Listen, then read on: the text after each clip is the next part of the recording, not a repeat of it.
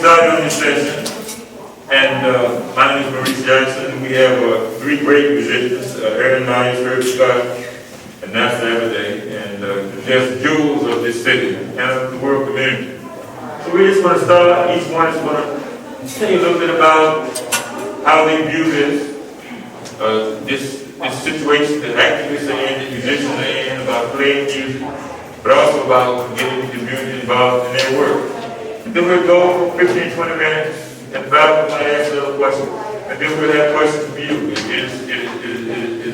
It's for you. So we start with Herb Scott right here. Good afternoon, everybody. Thank you so much. I first want to say thank you all for coming out to listen to this discussion. Everybody loves music, but trying to get people to listen to music advocacy is a whole other thing. So thank you. My name is Herb Scott. I'm a saxophonist. I'm a native of Washington, D.C. I'm also the executive director and founder of the Capital Jazz Foundation, which is a nonprofit organization designed to assist and help DC-based jazz musicians, venues, and education programs. And you'll learn more about, we're all kind of really connected here, but we've been on the grounds with music advocacy, making sure that musicians have an opportunity, places to play, that students and education programs are fulfilled, and that they have, students have the proper materials, instruments, and also to perform and to learn, and that musicians have opportunities to not just play indoors, but that their performances are featured and that they're full performances. And there's a lot of things that we are concerned. There's a lot of different aspects of music advocacy that we're all involved in different levels. But just and then the last thing about me, I'm a saxophonist, so I'm telling you, I'm going to.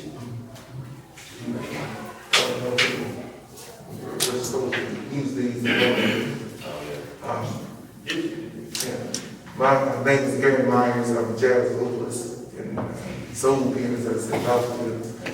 And I chair the Capital Jazz Foundation here in Washington, DC.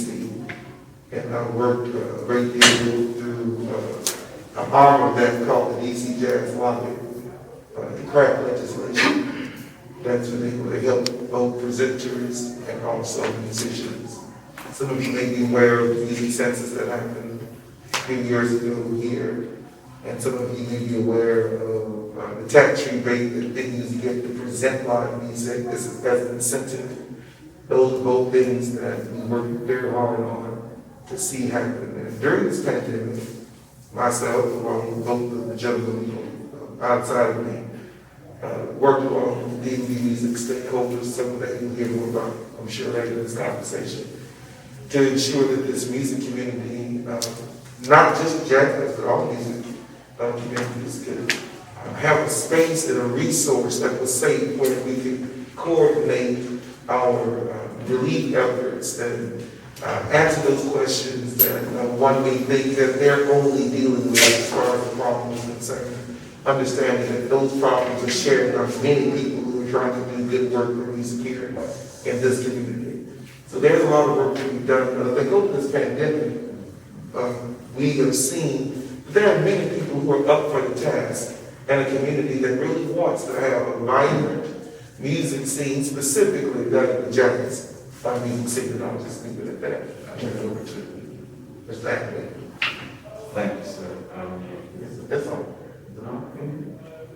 Well, my name is Nasar Abadey. I am a drummer, composer, band leader, educator, father, grandfather, great-grandfather. And I play music. I don't call the music I play jazz. I call the music that I play multi-deep, which is multi-dimensional, multi-directional. I like to go in every direction that is possible. And I think that I have an artistic license to do so. And so therefore, I may be a man of many colors. And so I'll leave it there so we can move on. Oh, I would like to and also that I am a board member of, the three of us share board membership for Capitol Hill Jazz Foundation. Thank you. So let's start with a few questions. Aaron, you all have been involved in this legislative scene, trying to get legislative victories. Tell us about this. I'd like to know, you know, and how things change. For example, recently I know there's a big thing in certain communities about noise. And if you live around New Street, well, it's always been the rhythm of the music. You move there, and there has been some changes. How would the change in the city affect that? I want to get to that to see where we are as a city with the importance of our music and culture. And are these changes, these demographic changes, how are they reflected? Well, I'll also have to talk because her actually is able to facilitate a solution on the back end. But it's important for us to know in this city, when legislatively, when they speak about music, it is deemed noise. It's called noise. So the same sounds that are attributed to leaf blowers, dump trucks, or whatever, music is categorized in that category. So when they looked at noise legislation, it included electric or gas powered, generator powered, leaf blowers or whatever, garden instrument you may have, whatever. And they also talked about those people who busk, people who play on the street. And what we saw with that situation is that you had, right around the time the Nasar Center was built, that you had those development, those apartments over there were not built with the foresight in mind that you will have noise, music, buildings, people walking around, football, the basketball games, hockey games, concerts. So the people talking outside, your ambient level is going to be around 70 dB, you know, and if your apartment or your condo is not made in a very good fashion, you hear conversations inside your condo. We're not even talking about music, you know. So it got to a space that those people down there, and also into space near GW, wanted to get rid of people playing on the street altogether. And that was the first iteration of this. They had organized so well, that by the time those in the music sector learned about it, they were preparing to have a hearing and move on legislation. That would have resulted on musicians, their instrument being confiscated, they would have been fined, and in some cases would have been locked up for simply playing on the street. The second iteration of this we saw happen in the East on U Street, where the Boost mobile store is, and they play the go-go there in the corner, right? And so that new apartment building went up there, and those people called and wanted that space shut down. So it was the infrastructure of the DC Jazz Lobby, the Capitol Jazz Foundation. What we did, we came through and we had the first rally. I spoke, he spoke at the first rally regarding this, and the young lady from Howard created the hashtag #Don'tEatDC. Now, it's important when it comes to jazz and thinking about noise and music. This goes back all the way into the 80s and the 90s, where there were certain clubs that we learned, Herb and I, on U Street, that they had put in code, this band cannot play here, this person, these go-go basically could not play here. If they play here, you will lose your license, you will lose this, that, and the other. So it was in policy there. We also remember when Bohemian Caverns was open with Armor. He had several obstacles overcome with his local ANC and the people there because they did not like the noise situation. So there was all these people moving into areas that were black rich, black heritage, black, this and the other, and they decided that they wanted to move into that space and to act as if history did not already exist. And they wanted to just extract that history and the tenor of what made that area vibrant for them to move to the first place out of it. Legislatively, we've had wins, nothing but wins, from a legislative standpoint. But one of the important places, and I heard you talk about, is what happened just programmatically there in that same area.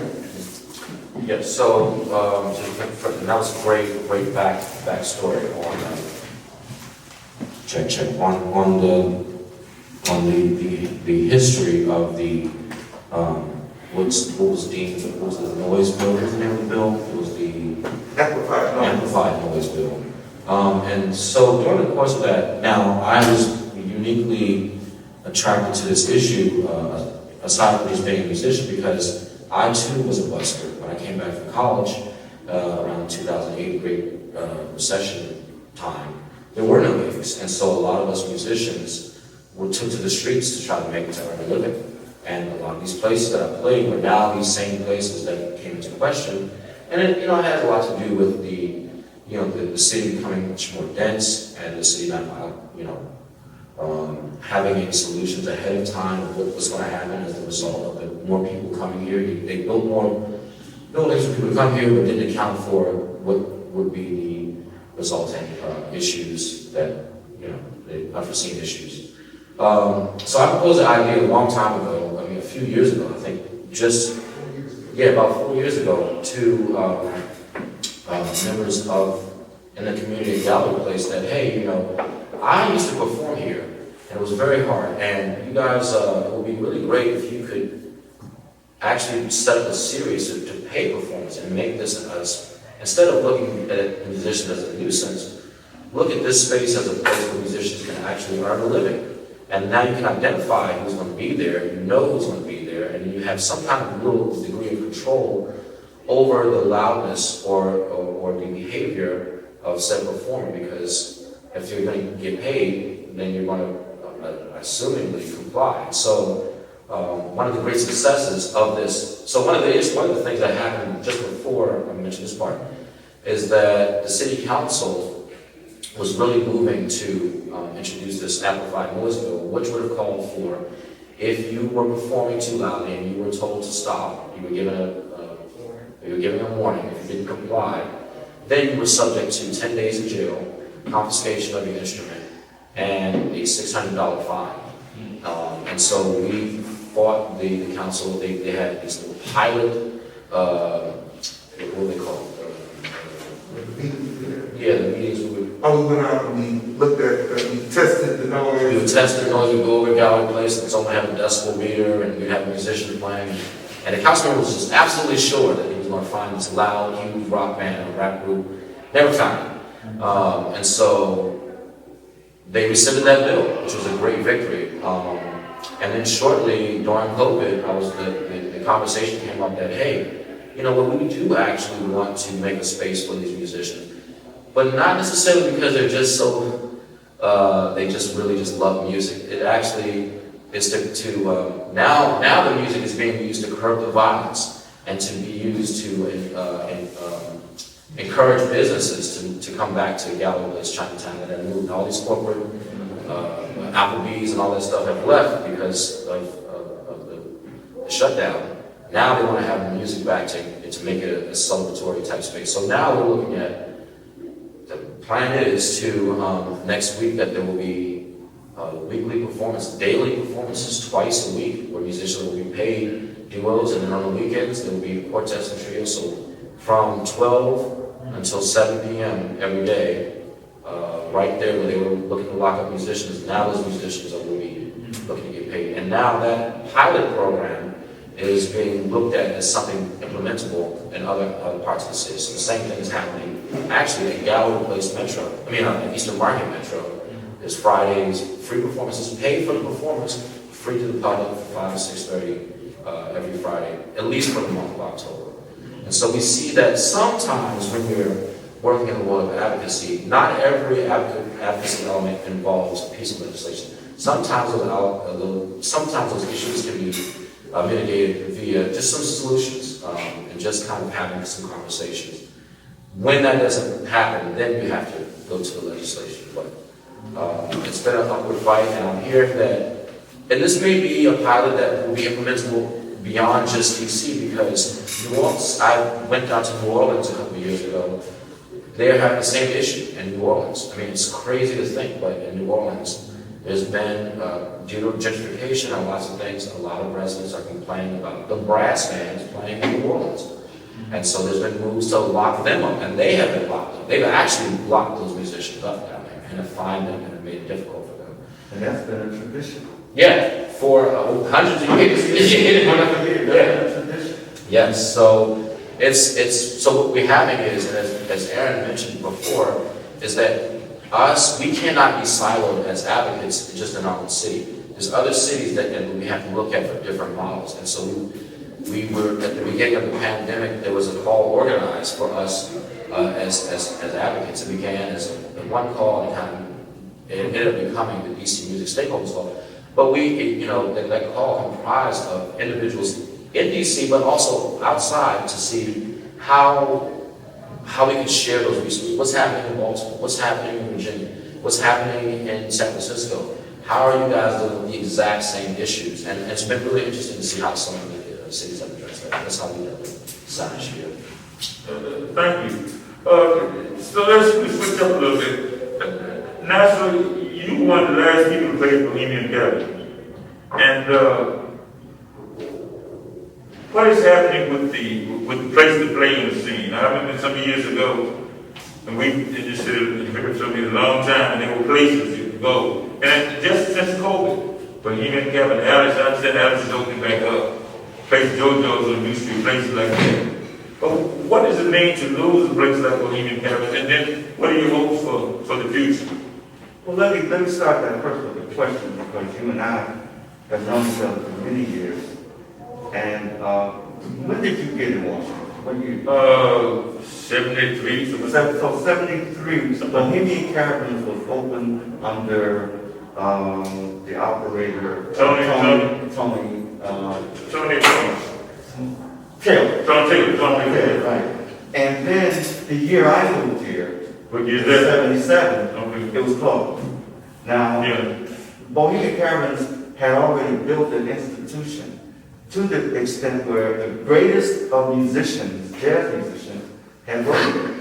Miles Davis, John Coltrane, their seminal groups, the groups that made the most history, worked there and played there. Ramsey Lewis recorded there. The Incredible. The Incredible. Andrew White, who passed away a couple of years ago, worked there opposite Cannonball Avenue. And he would play when there were breaks, Andrew White's band would play. And you need to look up Andrew White, because Andrew White was a profound producer, and he was a serious businessman. Arranger, As a matter of fact, an arranger, composer, he transcribed John Coltrane solos, Eric Dolphy solos, Charlie Parker solos. He was a genius. But he also played oboe. He also played bass. And in the documentary that was released about a month ago, where some of 67. In Harlem. Yeah, some of your friends. Yeah, right. Go back to that. And you will see Andrew playing bass with Stevie Wonder. Stevie Wonder. That's right. And he played with the Fifth Dimension. And American Ballet Theater. And American Ballet Theater. So And commercials. And commercials. I mean, Andrew was a consummate musician. And he came out of Bohemian Caravans. So Bohemian Caravans is an institution. And so for us to lose it after after he reopened it as an operator, he set the precedent that we're going to be open again. And he also enlisted the help of the great bass player, Ron Carter, to come down from New York to play there. And when that happened, it opened up. Musicians were coming from all over the place wanting to play there because of its long-standing institution. And so the Bohemian Caravans was very important, but we have to look at what U Street looked like before we all got here. And I'll say we because U Street was the hub of entertainment, black entertainment, U Street and 14th Street. And most of us, including myself, did not see it. We did not see what went on with the Howard Theater, how groups came through here, R&B groups, jazz groups, Duke Ellington, the Temptations. If they were black groups, they came through the Apollo Theater. So I'm saying all of that to say, just to back up so that we understand the historical value of what we do not see anymore, of what was here before even I got in. I've been here 44 years. And I've been here so long that they've adopted me. People are asking, aren't you from Washington, D.C.? And no, I came here in 77. But the importance of a place like Bohemian Caverns, and I was there the night it closed. I watched all of us who were there, got on stage, and we performed. And we wrapped our arms around Omra, who was an operator, and he started operating in a place when he was 40. I mean, he was an entrepreneur. His father was a saxophone player, tenor saxophone player, who taught at Northeastern up in Boston. And he also has a book on John Coltrane. And his name is Leonard Brown. And he did a festival every year, a tribute to John Coltrane, every year in Boston. So Omar came from a family that understood the value of African American life, culture, entertainment. And so I wanted to say all of that so that you understand what's coming next. The note that was last played in Bohemian Caverns was played by a drummer who lives here, well, he lives in Baltimore. His name is Quincy Phillips. And I wanted to know what the note was that he played. He couldn't exactly remember because he was sitting down to the piano. But why is it important to know what the last note was? Why is it important to know anything about notes? I mean, there's music all around us all the time. I teach jazz history course at Peabody and up in Baltimore. And one of the first things I do with my students is help them to understand that there's music around us all the time. To be aware of the music, to be aware of the color that music produces. And that to be aware that the voices that you hear outside of that door are musical tones. They are rhythmic phrases. And to know these things means that, I'll give you a perfect example. 250 million light years away from our galaxy. I'm not talking about our solar system, I'm talking about our galaxy, which is the Milky Way. That's our home galaxy. 250 million light years away is the closest black hole. That black hole emanates the note of B flat. The B flat is 54 octaves below the lowest B flat on piano. What does that mean? That means that everything within the 250 million light year radius is being pulsated and receiving that B flat. You don't hear it, but you feel it. So, what does that mean about all of the star systems? What does that mean about our planet?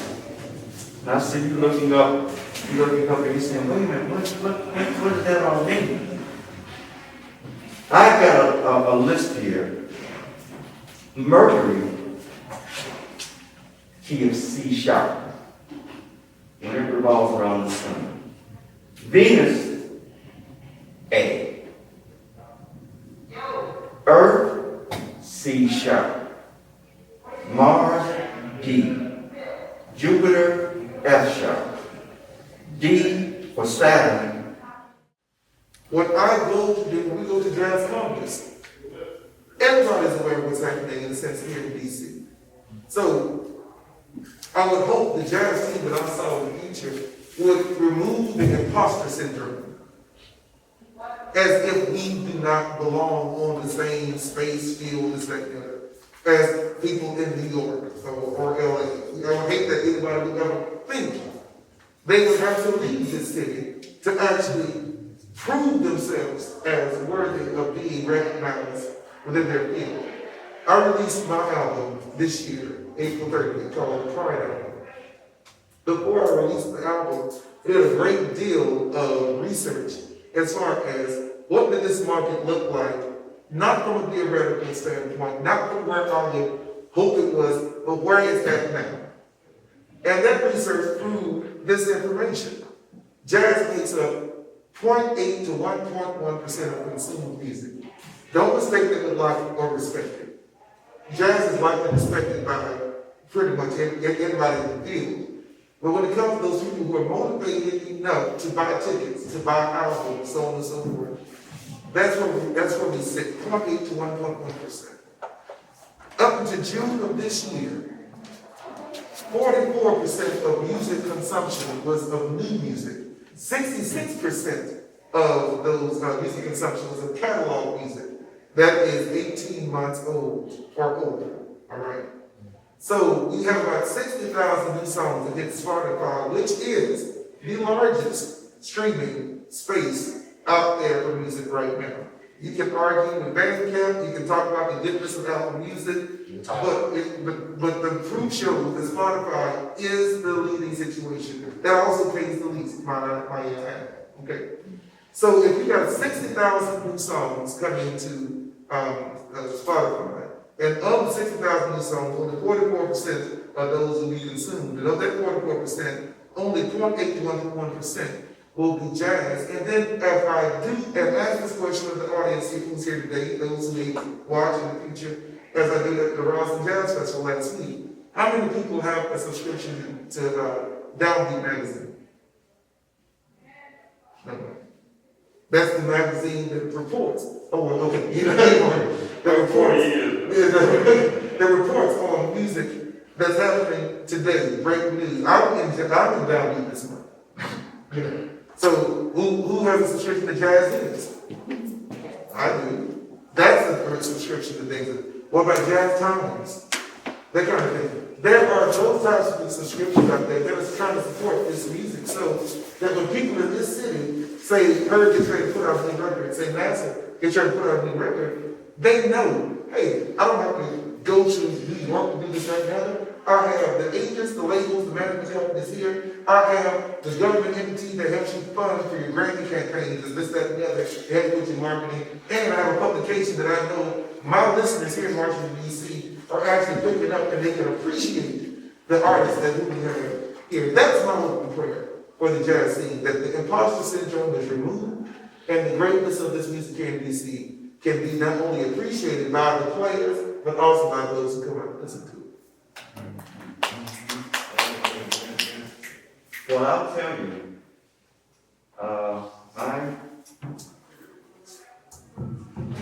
here we are. I'll tell you, it took me a long time to even vote, which is wrong, because I have ancestors that died trying to establish the opportunity to vote. So, first time I voted for Mary Kelly. She was before all of you probably, you don't know her. But those, Shannon Kelly, right. But I voted for her because in her campaign she says she was going to go out to LA and she was going to bring the entertainment industry to Washington, D.C. That was good for me.